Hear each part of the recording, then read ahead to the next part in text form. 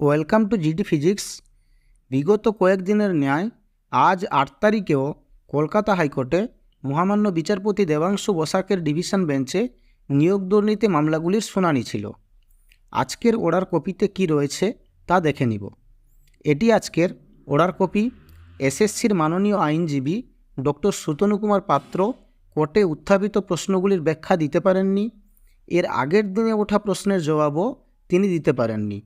তিনি আজ আরও বলেন এই প্রশ্নগুলির উত্তর দিতে তাকে ইনস্ট্রাকশন নিতে হবে, তার ইনস্ট্রাকশন নেওয়া প্রয়োজন।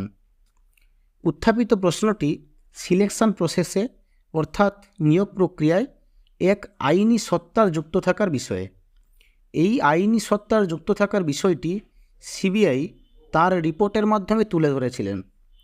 আগের দিন শুনানিতে সিনিয়র অ্যাডভোকেট মাননীয় কল্যাণ বন্দ্যোপাধ্যায় এই প্রসঙ্গে তার বক্তব্য ব্যাপকভাবে কোর্টে উপস্থাপন করেছিলেন। অতএব বিচারপতিদ্বয় এসএসসির অ্যাডভোকেটের কাছে বিষয়টি সম্পর্কে দৃষ্টি আকর্ষণ করা এবং এসএসসির অ্যাডভোকেটের প্রতিক্রিয়া চাওয়া উচিত হবে বলে মনে করেছিলেন। এখানে যে সত্তার কথা বলা হয়েছে সেটি হলো ওএমআর সিট সংস্থা, যারা এটা দেখভালের দায়িত্বে ছিলেন তাদের কথা বলা হয়েছে। যেহেতু ডক্টর সুতনু কুমার পাত্র বিচারপতিদের সহায়তা করতে পারছেন না, তাই বিচারপতিদ্বয় এসএসসির সমস্ত বোর্ড মেম্বারদের দুপুর 12:30টার সময় ফিজিক্যালি কোর্টে উপস্থিত থাকতে নির্দেশ দেন। এসএসসির লার্নড অ্যাডভোকেট অন রেকর্ডকে এই অর্ডার বোর্ড মেম্বারদের জানাতে বলা হয়।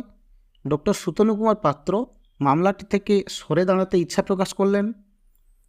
বিচারপতিদ্বয় বলেন বোর্ড মেম্বারদের উপস্থিতিতে এই প্রেয়ার কনসিডার করা যেতে পারে। বিচারপতিদের নির্দেশানুসারে চেয়ারম্যান সহ অন্য বোর্ড মেম্বাররা আজ কোর্টে উপস্থিত হন।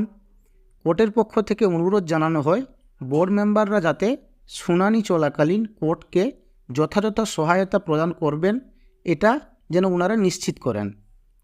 এসএসসির চেয়ারম্যান জানান 11ই মার্চ 2024 থেকে কোর্টকে ওনারা প্রয়োজনীয় সহায়তা প্রদান করবেন। মামলাটির পরবর্তী শুনানি 11ই মার্চ 2024। মামলাটির দিকে আমাদের নজর থাকবে।